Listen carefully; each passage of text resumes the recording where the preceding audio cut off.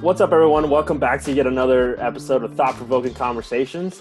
We took a bit of a hiatus there for a week while we got everything situated, but now we're back. This week almost got canceled as well. If Park and Go had anything to do with it, they were trying to forward the plans, but it worked out. So did Zoom, but hey, we're still here today at the end of the day. We're back with another episode on our interview series, just highlighting different men of color, specifically Latino men, and kind of what they do, check out their professions, because like we've talked about before, a lot of times we don't see people that look like us in different positions of what we call success. So we want to highlight those different things in this series, and as well just kind of pick their brains and see what they're all about. And this week we have yet another awesome person on. He's another one of our fraternity brothers. I don't know if you guys are getting tired of that yet. They've all been fraternity brothers, but hey, that's our easiest network to kind of get a hold of at the moment. So Gary, do you have anything before we introduce our guest here? No. I think you covered it pretty well. I'm excited and looking forward to having this conversation and seeing what little nuggets of wisdom we can get from RJ. And you said it there.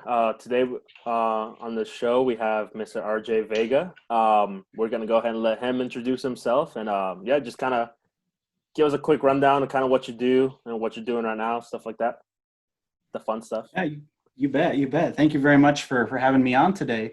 My name is Romulo RJ Vega, and I'm originally born and raised in Kearney, Nebraska, and I attended UNL. And just stuck around the Lincoln area ever since, and currently work in the nonprofit world, helping high school students get to college. And then I'm also working in the restaurant industry. And then I also myself have launched a podcast here within the past couple months called Quest for Fire, where we do examine who people are and why they are how they are. Hey, that's awesome. I'm sure, as it's been for us, it's been for you, kind of exploring that question of why people are who they are and why they do what they do. It's quite a fun journey to take. Definitely. I think there's a lot of value too, and maybe it's my own little narrow tunnel vision of the world, but just seeing kind of the social media and even the larger news media world where it's just quick little soundbite quote, you get the emotional reaction, but to actually have the opportunity to unpack some deep, some complex thoughts. I think the podcast format, that's really what made me fall in love with that. Mm-hmm. So and I applaud you guys for what you're doing here, because I've seen some of your conversations with some of the fraternity brothers and everything. Fantastic conversations. Yeah, they've been a lot of fun for us, and makes us think we should have probably reached out a lot sooner to get some more wisdom from these people. Yeah. But we can go ahead and dive right in. Gade, you want to kind of kick us off? Yeah, absolutely. I think so let's start here. I'm kind of curious. So one of the things that we've kind of asked everybody is kind of how they define success. So I'm curious, what's your definition of success? Because you seem to be in three different areas, all kind of just what to me as an outsider looks like you're going in three different directions. But maybe there's an overarching purpose of the things that's driving you forward. So I guess I'm kind of curious if you could talk a little bit about that.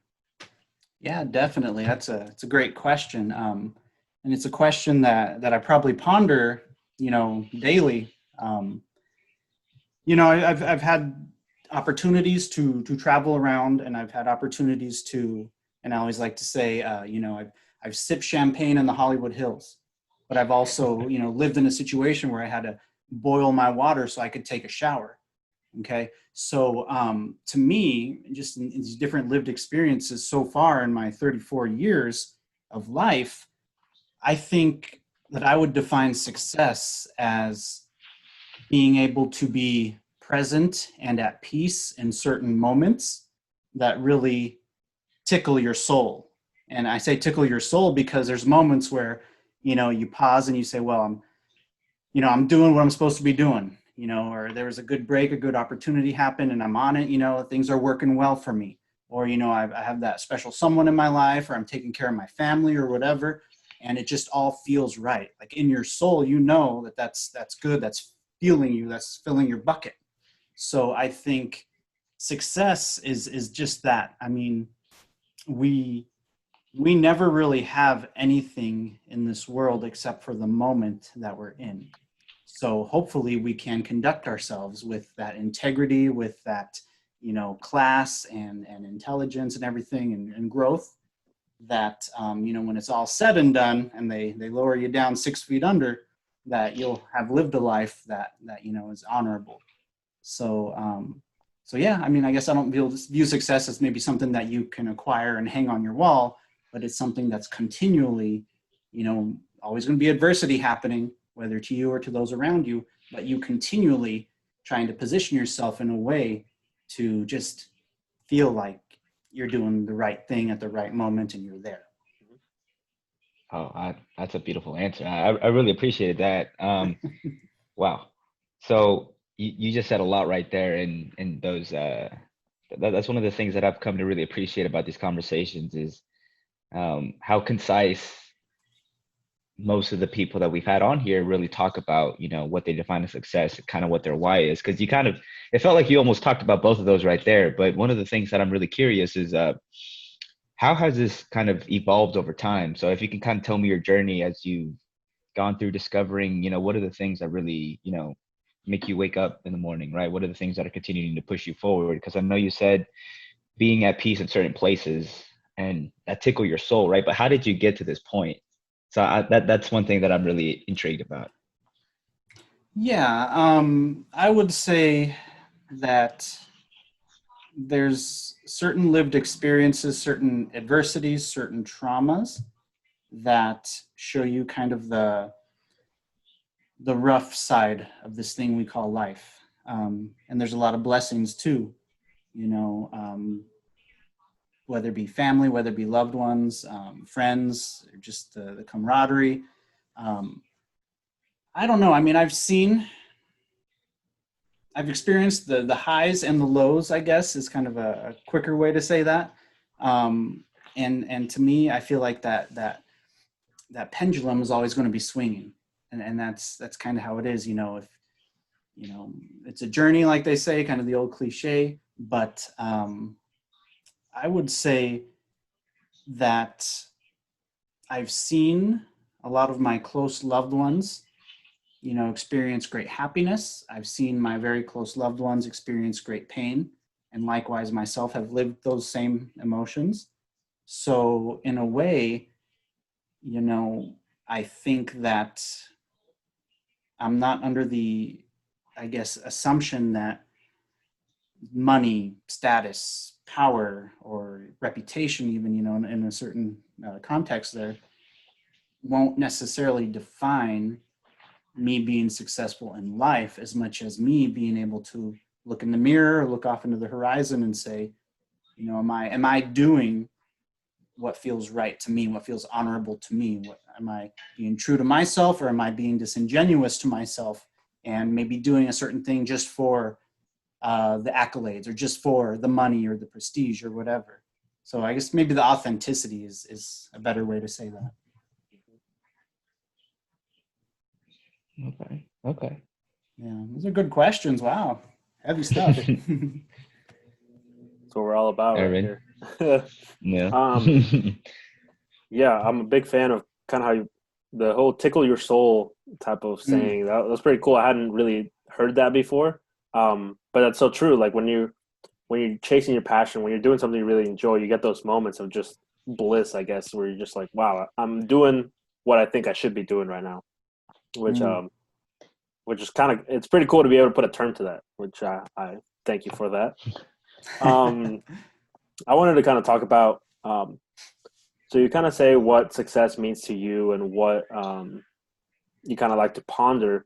So what kind of set you up to follow in the professions that you are in? Because like Yaid was saying, it does seem like three very different kind kind of avenues. So what kind of make you think like these are the things that I want to take on right now? Hmm. I would say myself, much like many others, I would say the greatest enemy would be myself and any limitations, any self, limitations that I would have or lowered expectations. So I think that my journey to this current stage, I guess, um, did directly evolve from my collegiate journey, which directly came from kind of my high school and middle school upbringing. So in a way, it's only now, as I'm in my approaching my mid 30s, where I feel like I'm starting to make more of a conscious ownership and decision making in how I want to, I guess, lay out the rest of my life. To give you some context, I mean, coming up through high school and even middle school, high school, and even into early college, a lot of it was, to me, the steps are laid out for you. Do good in middle school, do good in high school. And my mom would always say, "Hey, you're going to college. I don't want to see you working the same types of jobs that I'm doing, my backbreaking work." So those steps were always laid out for me. And so in a way, me going to college and my young, 17, 18-year-old self was like, wow, this in and of itself, I've raised the bar and in a certain way in my family. That's a success and deservedly so. But where my short-sightedness, I guess, came into play was, okay, now that I'm in college, what should I be doing to position myself to be that much stronger of, a college student, to then pursue internships, to then acquire, competitive position in a job somewhere. So a lot of that is what I didn't know that I didn't know, and maybe I masked a lot of that, and I maybe did certain coping methods that weren't necessarily healthy and or productive to get me through that. And it was only after I graduated college that I looked around and I said, well, now what? I didn't really have that job waiting for me. I graduated college in August of 2008. And the whole reason why I graduated, funny story, is because I got a letter from the financial aid office saying that I was in getting close to my limit of Pell Grant eligibility. So I said, oh crap, well, if I don't hurry up and finish, I still had, in retrospect, knowing now what I know, doing the kind of work I do, I still had more time. But at that moment, I'm like, oh crap, I better hurry up. I got to take some summer session classes and just graduate and then figure it out later. So once I did graduate, I kind of went through this this exploration of who exactly was I and what did I really want to do.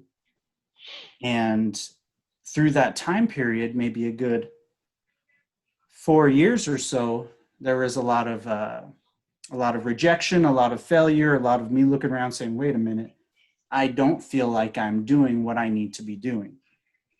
And I was fortunate that I got to spend some time in Los Angeles, California, and lived there for a little bit in the Burbank area, because I did study undergrad. I did film as well as Spanish.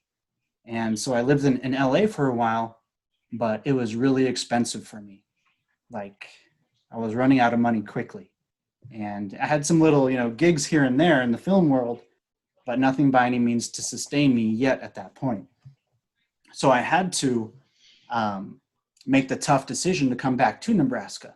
Basically broke financially, broke, in terms of maybe my emotional and or self, I guess, image that I had of myself. And I was, I guess, desperate for work. Now, to my benefit, I did do a work-study job as an undergraduate student at UNL in the Office of Admissions.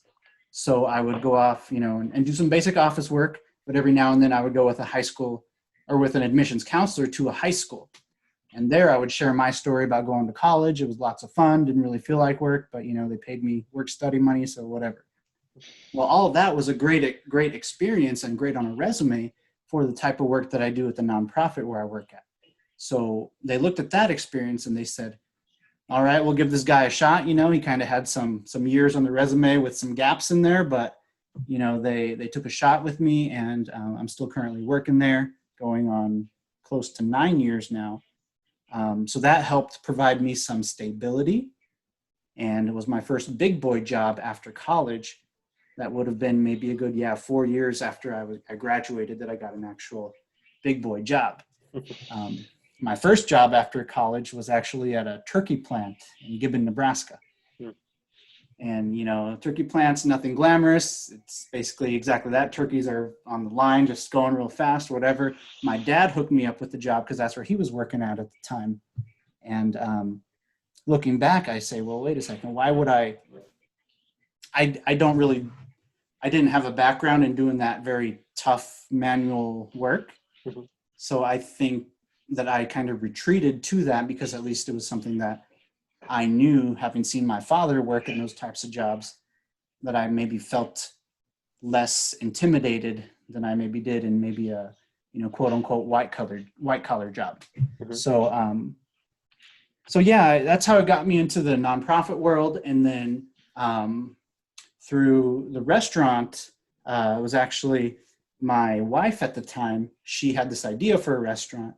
And so I wanted to help her and support her in any way I could. She launched the restaurant called Paul Progressive Mexican Cuisine.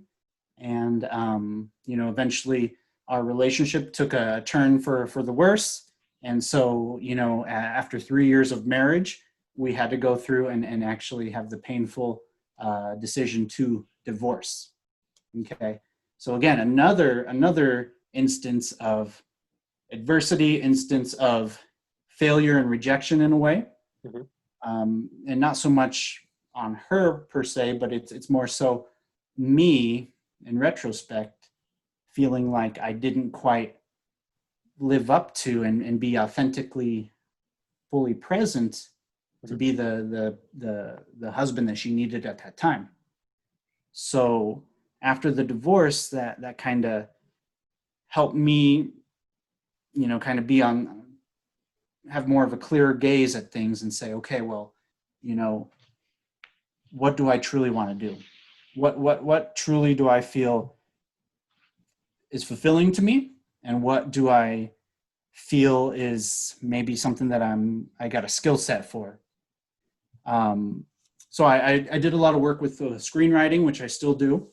Screenwriting where you write the movie scripts, and it's, you know, pretty not glamorous type of work. You just sit at your computer and talk to yourself basically.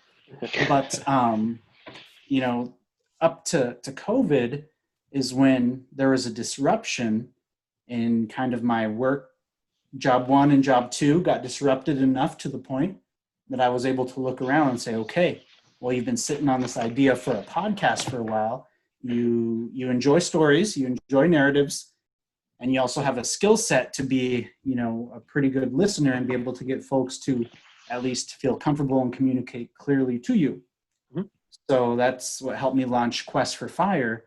That would have been in April of 2020. So it's been a roller coaster, you know? Seems like it. Yeah. Wow.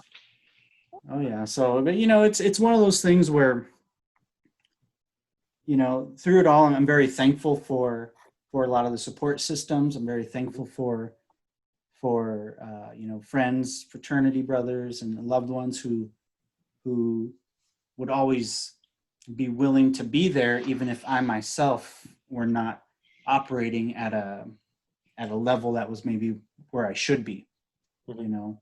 So again, you know, shout out to a lot of those support systems who were there for me even when I myself was not at my best. And I think that just kind of highlights, you know, why it is important to make sure you surround yourself with the right people, you know, that are there to keep you grounded when you're getting a little too high, but also there to pick you up just when you're at your lowest, which is awesome. Definitely. You know, and that's something too that I now, at my 34 years old, that I talk to a lot of, you know, folks maybe in your age range too, even the younger students is like, what are you doing now that's going to set you on a path to where you do want to be 5 years from now, 10 years from now. One point too that I do want to reference that maybe we as a society don't talk a lot about, especially those in the Latino community. Maybe it's just me, I was totally ignorant to this, but the fact that once you get older, keep in mind that your parents and your loved ones are getting older too.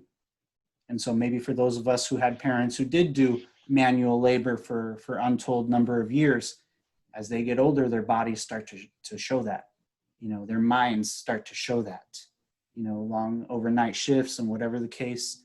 So what I would tell a young person today would be, number one, be true to you, and whatever you accomplish, make sure it's authentic to who you are and what you want to do and what you deem as fulfilling. Mm-hmm.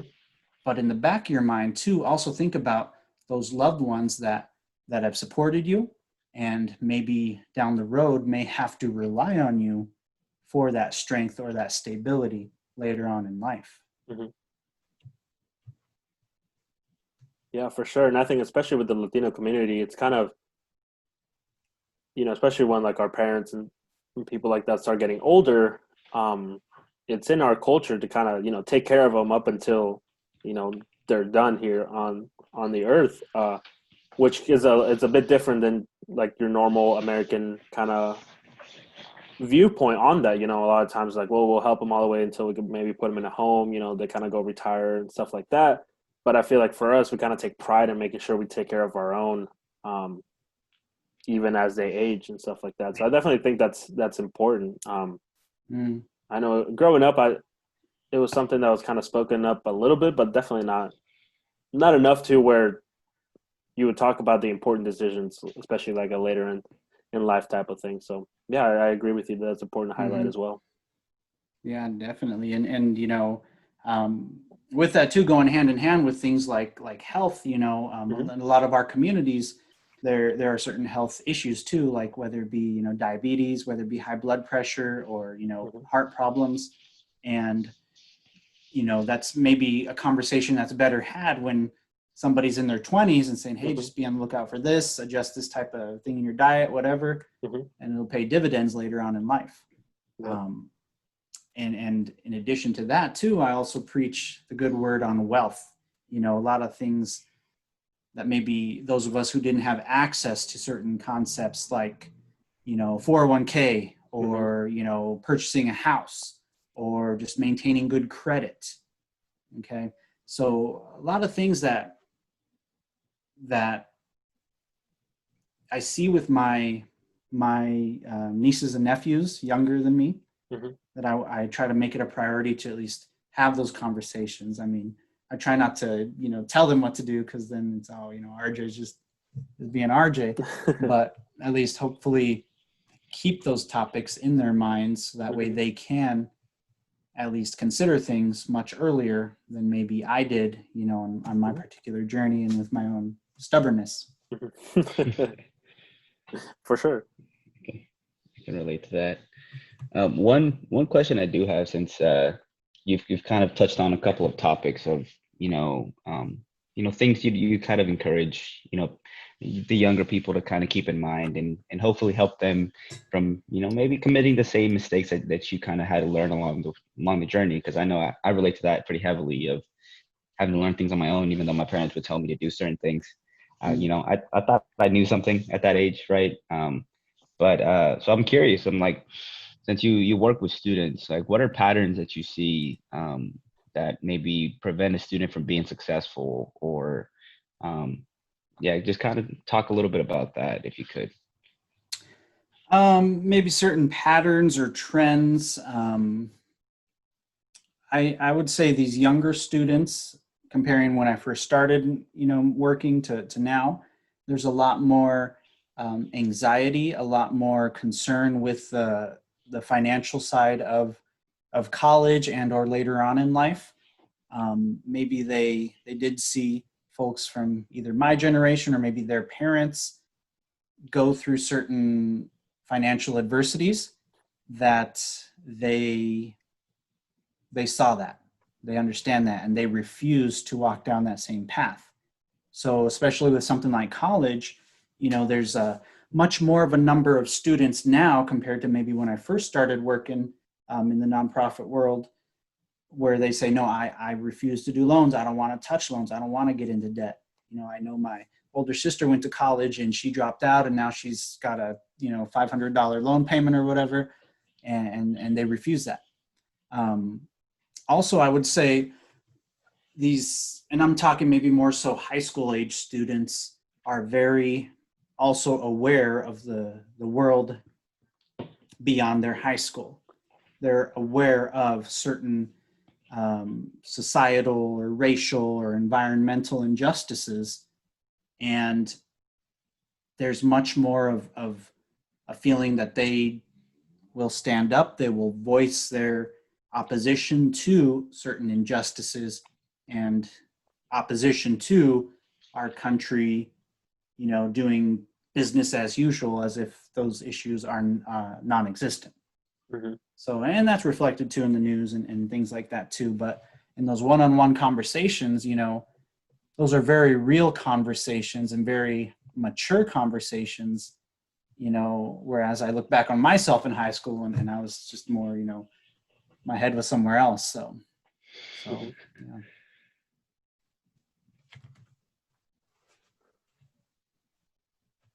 Did you have someone to follow that up with, Jade, or else I can let you stir in your thoughts for a little bit? Yeah, give me a moment. I think I'm thinking on the question right now.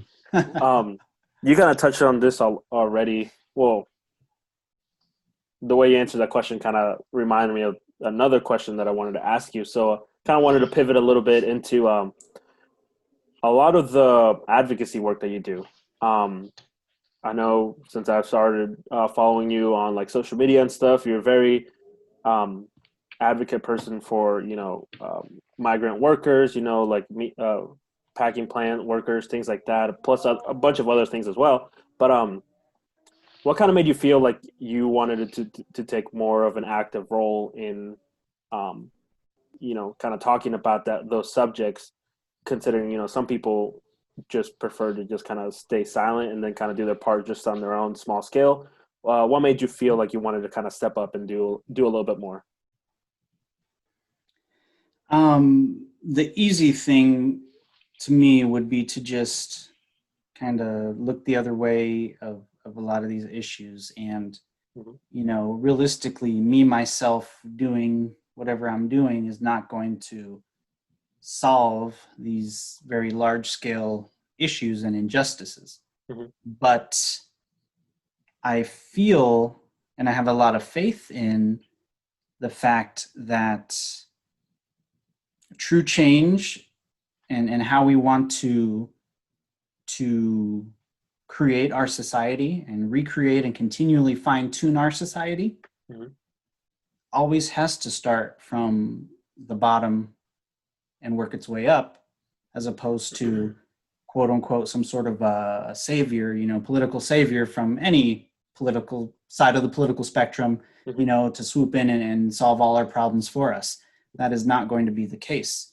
So, even if me in my own little way am able to contribute a little bit, if I can affect, or help contribute to maybe one person, two people, Mm-hmm. and then they will in turn do that too. And then that's where you start to have that, that kind of a more mass effect over time. Mm-hmm. And so and again, working with younger people too, I mean, it's hard to look a young person in the eye when they are legitimately concerned about their future or even their present, mm-hmm. and tell them it's going to be okay, but yet clock out at 5 o'clock, go home and go about your day, watch Netflix, whatever. Mm-hmm. Whereas especially these young people who may come from vulnerable communities, they can't clock out of that, So I guess I'd hope to at least be some sort of an example that they can then look to in confidence and in trust, mm-hmm. and say, okay, well, at least we know Mr. Vega's, he's at least there for us. Mm-hmm.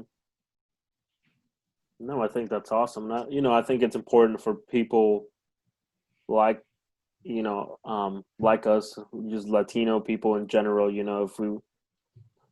it's important to not wait around and think that someone else is going to come and like save us, right? Like kind of that savior mentality type of thing. So I think it is important to do what we can, even if it is at a small scale, like you were saying, maybe we do only help 1, 2, 3 people. Like that's better than nothing. And then, you hope that those few people can help others, few people, and kind of keep that wave going. Which I mean, I respect and I applaud you for what you do. Thank you. Yeah. And it's, you know, with that said, though, I mean, again, too, it's going to be important to anyone who's out there who feels the need to either step up and raise their voice, or if they have already been doing so, first and foremost, you got to also keep tabs on yourself. Make sure Mm-hmm. your physical health, your mental health and well-being is Mm-hmm. at least in a solid state. If not, do what you got to do to put yourself back into a recharged and positive state, Mm-hmm. because it's very easy, to get burnt out. Mm-hmm. For sure. And I know that's a kind of a Awesome. concept that he kind of talks quite a bit about, give from a overflowing cup instead of, Mm. it's never, you don't have to sacrifice a bunch of things, right? Like make sure you're in check and then, give from your overflow to others. So, you know, things like that. But sorry, I Mm-hmm. feel like I cut you off there. Yeah. No, no, you're good. You're good. I was just gonna ask another kind of question on that. So, one of the things so first, I guess I just want to say what I think what you're doing is really awesome. It's incredible, and I'm just hearing more and more stories about the conversation that people are having with kids, and how active kids want to change, and the willingness of them to just do something, right? Be active in the world. And I think that that's incredible, right? Because I think that's good work that needs to happen at every level. Um, and so there's that. And then the second part is, how do you engage in a conversation with somebody who's starting their life and has seen a lot of things but hasn't experienced, or maybe has experienced a whole lot of it, but how do you get them to understand that um, you can put too much into something and then burn out because of it, because that's a very real thing. And I feel like if you don't keep that in mind, it's very easy for you to push yourself over the edge, because I personally have dealt with that. And so, like, how do you have those conversations with somebody who maybe hasn't quite gotten somewhere in their life where that is an actual thing, or maybe they have experienced it, but how do you kind of engage in those conversations? Yeah. I would emphasize that we need you in the long game here. There's very few, if any, sort of things that can be done quickly that would correct maybe a lot of these things that especially a lot of younger folks want to see corrected. It's going to be something that's going to happen over time. It's going to have to be, in a way, winning the hearts and minds of the folks who may not necessarily agree with you right now. Okay, so I mean, to give you some context there, a lot of young folks may feel passionate about a certain topic. We'll use a nice example of like climate change. They're concerned about the effects of climate change. Well, they will have to continue as they are, and very awesome job that a lot of these youth-led movements are doing. But what they have to do and continue to do is try to change the narrative, try to move the dial, the needle a little bit, so that way those who maybe are in their 20s, 30s, 40s, who maybe have been indifferent and or neutral in this sort of a conversation, will say, wait a second, I see what these young people are talking about, I feel it, and I want to get behind them too. And so to me, those kinds of adjustments, that's a long game. And so, it's we need to, again, listen to these young people. Number one, listen to what their concerns are, where they're coming from, but also encourage them to find the support they need, the training and skills they need, whether it be in the educational world or in the greater community, volunteering efforts, whatever. But again, doing so in a way that they do not burn out, because, I mean, those of us who and especially being in an organization like the fraternity, right, where we really emphasize taking on positions of leadership, it's coming from personal experience, very easy as an undergraduate college student to get involved with fraternity, involved with a couple student organizations, and maybe a summer orientation position, maybe this, that, and the other, and then you got a job on the side, and then get your family back home. That maybe you get to the point where like your classwork, the whole reason why you're in college, maybe is no longer your top priority, but it's towards the lower part, and that can have a detrimental effect on you as a college student. Now picture, a high school student, feeling a similar burden, and how that affects their life that's still being formed. Absolutely. And I guess a follow-up question on that would be more geared towards you specifically. It's like, how do you kind of, in your life experience, how do you manage burnout? Is there an instance that you possibly burnt out, and what do you do now to kind of maintain yourself at that kind of like balance level where you can, approach life with, your head screwed on straight, and, you're viewing, life through the lens that you want to view it through? I would say that, and maybe this is more age and experience, has helped me open my eyes to one of my particular superpowers is maybe more so being that of a connector, where it's no longer me having to say, okay, I'm going to do this. Oh, that needs to be done. Okay, I'll do it. Now it's more so, well, we need this type of project to be done. And I can say, okay, well, I happen to have a pretty decent network of contacts, and I know so-and-so has been, working on their skills in this type of a project. They might be interested in connecting with it. So it's no longer me feeling the need to take on a project to make sure the work gets done, as much as me saying, okay, who can I maybe offer this project to? And if they need help, and if I can be of help, great. If not, I can try to connect them with somebody who can, and I know that they'll do a good job. So in a way, delegation's something that I had to learn, how to delegate things, and also how to say no. And that was maybe something that was tougher for me, especially around the college age, where I'd always want to say, yes, okay, I can do it. Even after college too. I mean, yeah, I worked a lot in a lot of like factory type work jobs too. I've worked overnight at a donut factory after college, which was kind of weird. So, I mean, it's not like I was necessarily sitting around, and playing Nintendo, but I have a strength, but also a weakness now of always feeling like I have to do something. But now it's more so, okay, how can I best be most effective? And does that involve me saying no to a particular item? And can I delegate that or try to connect that to somebody else? And so that way they can be successful with that particular topic too. So that's still a balancing act. I mean, I still kind of have my bad habits of packing my plate on pretty heavy. I can definitely relate to that. And yeah, you can attest to this.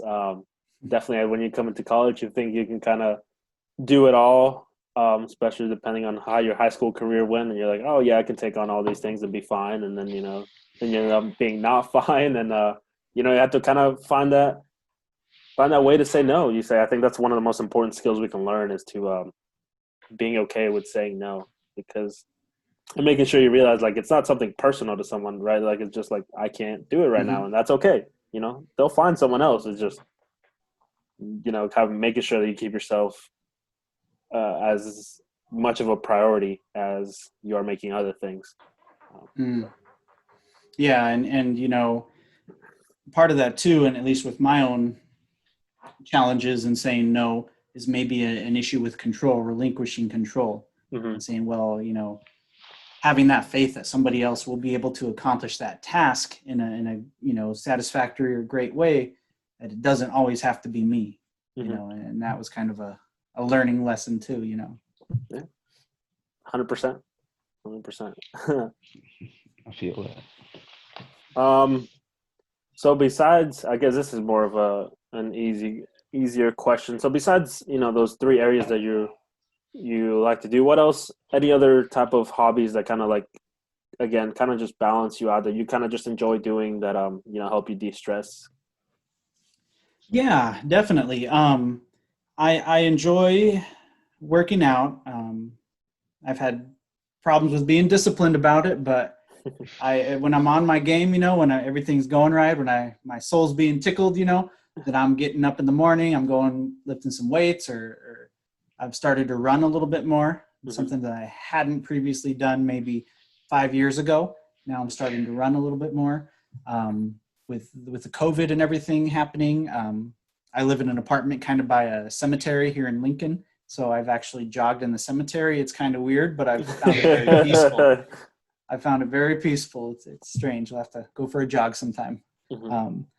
But the physical being able to, even if it's to go out for a walk somewhere, is really helpful to me. Helps me get through any feelings of laziness or inefficiency.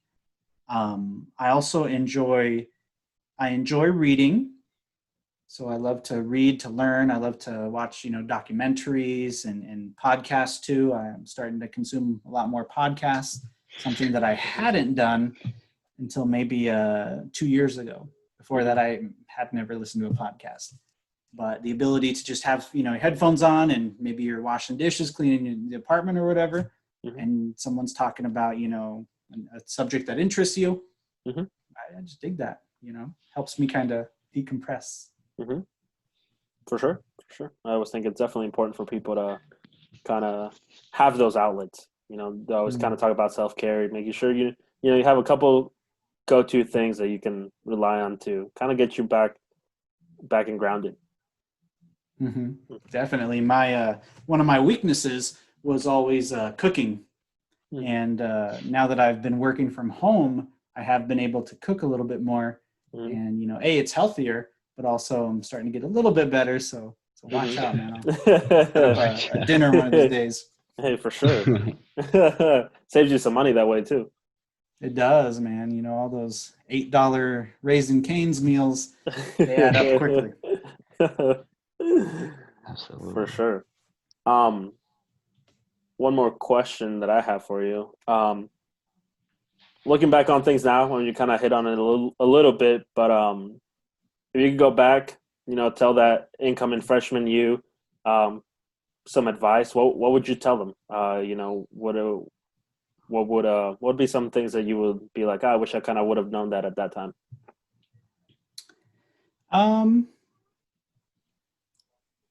I wouldn't necessarily, I guess, change anything per se. I would maybe tell that young version of me to just try to embrace the moment, be present in the moment, be a little more present there with your family, with my family.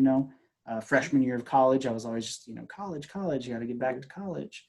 So that really obsessed my world, with living in the dorms and making friends and classwork and everything.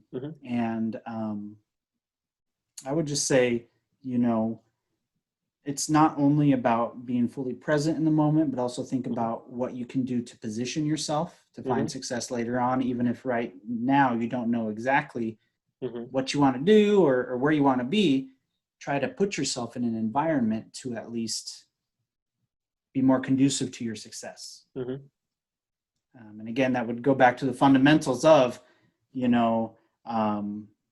academics, education, health, wealth, a lot of those fundamentals that are always going to be a part of our lives, basically now until the end of it all. So for sure. And maybe a better way for me to kind of ask that question that I just kind of thought of right now.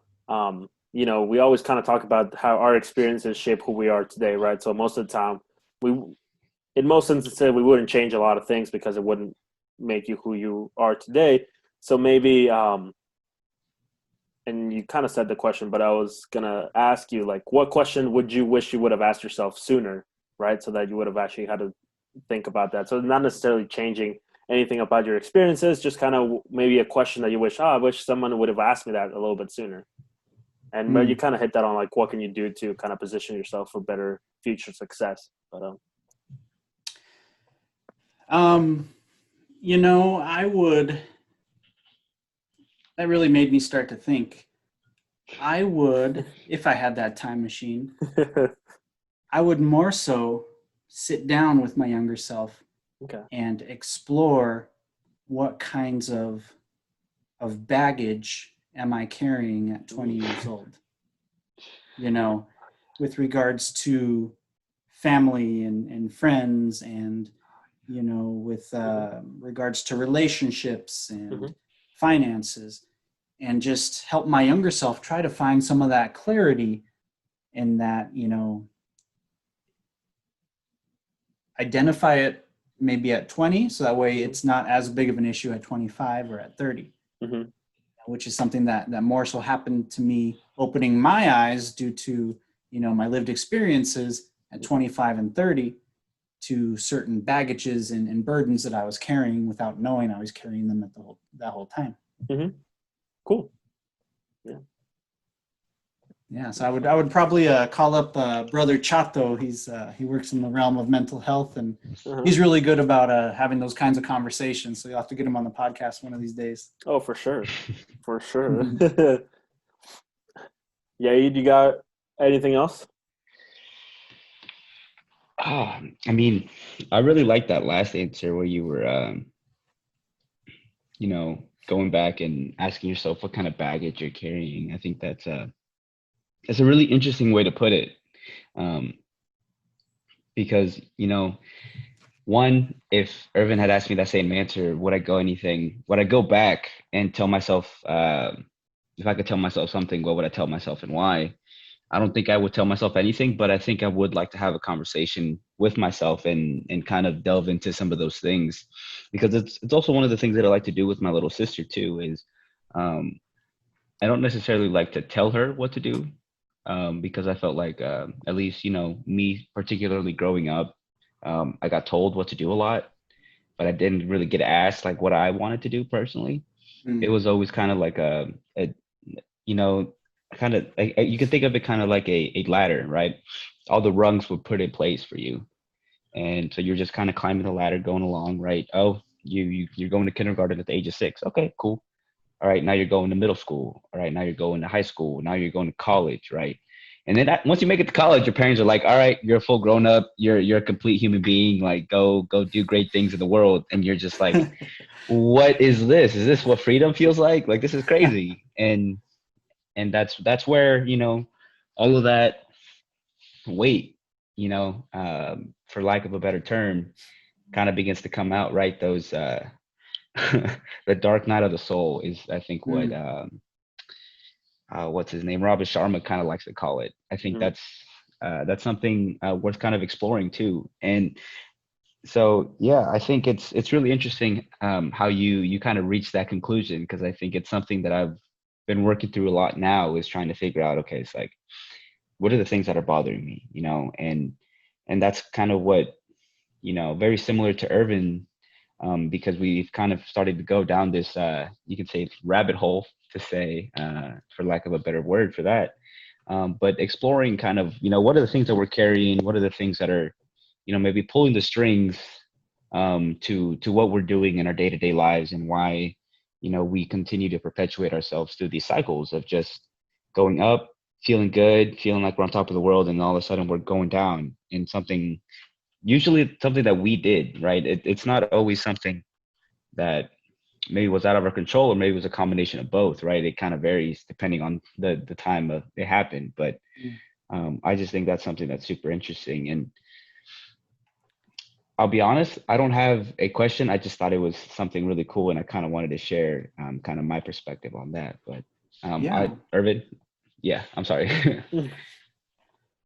Um, and you know, one thing that you hit upon there, and what kind of came through my mind too, is exactly that. It's, you don't really know what kinds of burdens or baggage you're carrying until you're looking into the eyes of, you know, that significant other who's saying you're messing up because of this, or you're talking to your loved ones and maybe you let them down through a certain way, or maybe you yourself comported yourself, you know, in a very bad way.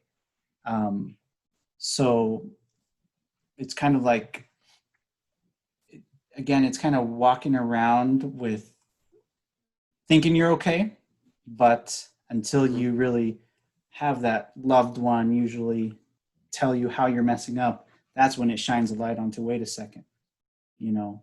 And them saying that you're messing up isn't to say, oh, you're a bad person. It's saying there's an issue, and then it falls upon us as, you know, critical thinkers, as young men, to take a look at ourselves and say, well, why am I, you know, to use an example, why am I jealous that you know, maybe you're going out with your girlfriends for a night. Why am I so jealous about that? You know, to use like a relationship example. So I think there's really something there that I feel, especially maybe, and using the paradigm here of the Latino community, the Latino male community, that it's almost like a reckoning. We need to talk about who we are, you know, and unlearn maybe some of the things that we have been taught since the beginning. At least I'll use my own lived experience.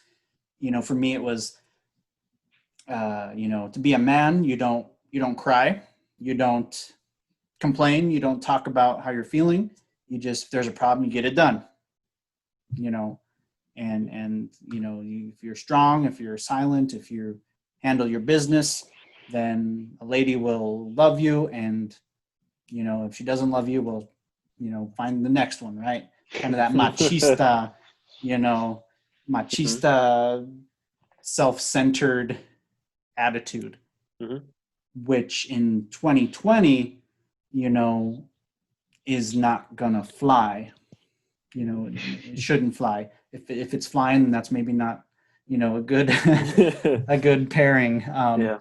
So to me, it's exactly that. It's as a man, starting to unpack some of these conversations that we have stored deep inside of ourselves, that we've been taught to just, you know, tuck them inside and turn the key and don't, you know, don't bother it until life throws you in adversity and it erupts.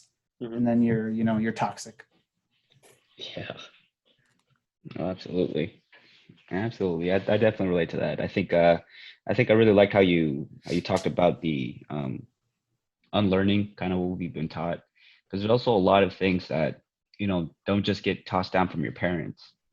They came from your grandparents and probably the parents of your grandparents, right? Your grandparents, because like your parents raised you, at least, you know, I've come to look at it kind of like this way, is they raised you in a way that they did the best that they could with what they had, with the way that they themselves were raised, you know. And I think that's something that's really important. And you know, I've come to realize it because I personally had like a lot of I guess you can say like angst, maybe like anger, maybe a little bit of anger. Maybe anger is a strong word for it, but that, you know, some of the things that my parents, you know, told me along, you know, my journey through life. And it's not until, you know, I really started to think about it and kind of peeling myself back, kind of like an onion, you know, peeling back the layers and really trying to peer into, you know, how did I get to become the person that I am today? Because that really has to do from your environment, right? What did people teach you? You know what I mean? Because like most kids, like you don't really discover the world like through your own lens. It's usually like people give you all these models to kind of work through so you can, you know, work with the world, right? So you can kind of figure out what you're doing, because if you try to figure out everything by yourself, it can be kind of overwhelming to figure out anything, right? Like just going to get the mail can be crazy because you know, if you don't feel like you're safe and the tiger's gonna pop out at you at any point, like you're not gonna go out and get the mail, right? So that's just like one example, but I think it's really important to take the time and to do that. And that's one thing that I don't know if maybe I never heard it personally, or if it just like I just didn't ask those questions, and or maybe everybody around me seemed to have it figured out, dude. I don't know. It could have been either one of those possibilities, right? But I think that's something super important, and I think it's worth sharing and worth discussing for sure. Yeah. Yeah, one thing you highlighted there that I want to acknowledge is kind of that moment where you realize that your parents or parental figures or role models in life are imperfect human beings who are just trying or did try their best with the set of cards they were dealt, you know. And I think back even to my parents, you know, they didn't necessarily have the healthiest relationship. And so you know, me kind of self-reflecting, I think about how maybe that impacted my own view of relationships. Not to blame them, no, because you know I'm my own person. I have my own experiences, but maybe I was exposed more to an unhealthy relationship and not as exposed to maybe what it is to see a healthy, you know, relationship. Which I think back to a coworker of mine who's since retired, but she's married to her husband, and it's been over 50 years, and they are like they're high school sweethearts. You know, they're just in love, and it's, you know, you see them together and like, gosh, you know, disgusting, but you know they're just they're in love with one another, you know. Mhm. And that's something that I really respect, and you know, I find it fascinating to talk to a couple who has been married together and still in love, you know, after 20, 30, 50 years, Mhm. you know, which quite honestly and unfortunately isn't too common anymore. You Mhm. know, if the divorce rate in the country is what, just above 50%. So, you know, to use kind of that paradigm there of relationships, I mean, we have to acknowledge that our parents and our loved ones, whoever raised us, you know, they're not perfect. There's not necessarily heroes and villains usually, you know, depending on your circumstance, but they're just people who tried to do what they could, made decisions. Sometimes it was a good decision, sometimes it wasn't a good decision. And, you know, we're all just trying to make it in this world. Mhm. Yeah, absolutely. Absolutely. Absolutely. Yeah, and I think, you know, the whole exploring how we got taught to talk about our feelings or not talk about our feelings, that could be its own episode. You know, we could definitely dive into the whole, you know, that whole section. But I think we're gonna have to save that for another day. I think we've kept the people around for long enough. Um, I don't have any more questions. Jade, I don't know if you still have any more questions or comments. I mean, I'll open it up to RJ if he has Yeah. anything he wants to ask before he goes. Um, no, not necessarily. Just, you know, thank you guys for a very thought-provoking conversation. I mean, I enjoy these sorts of things. You know, to me, there's nothing better than sitting around a campfire or whatever, you know, on Zoom, and just Next best talking thing. about these things. um, so yeah, no, and I'd love to, if you guys are up for it sometime, to have you on Quest for Fire, and Mhm. we can talk a little bit about you know, feel good digital media and kind of your guys' journeys to producing this content. And I see you have the Spanish content too, which is fantastic. So. Hmm. Yeah, for sure. We're always definitely down for these conversations. We have these all the time. It's just that eventually we're like, hey, why not put it out too, so other people can kind of enjoy? Because we're like, sometimes we every once in a while have some cool things that we say, so maybe other people might catch on too. But again, we do appreciate you for taking the time out and even delaying when you came on due to other circumstances. But again, thank you for that. For everyone else, if you made it this far, we appreciate it. As you can see, my own screen has gone from being colored to now it's like black and white because I'm just using natural light. So clearly, we've been here for a little while. But if you like what you heard, go ahead and hit that subscribe button, hit that like button, and share it with whoever you think might want to hear some of this content. We appreciate you guys tuning in. And then, RJ, where can they check out your podcast? Yeah, the podcast is called Quest for Fire. You can find it on the Anchor platform, Spotify, Google Podcasts, and then you can follow us on social media through the company's name, which is Romu Media, Romu Media, and that's where we post a lot of our updates and new episodes and everything. So Facebook, Twitter, Instagram, give us a follow, and we'll hopefully make it worth your while. So, hey, there you go. So go ahead and check that out for more awesome content. But other than that, that's all we have for you guys this week. We appreciate you guys tuning in. We appreciate RJ coming on and talking with us. And Yair, any parting words for the people? No, I don't got anything. All right. See you all next week, and have a good week. Have a safe 4th of July.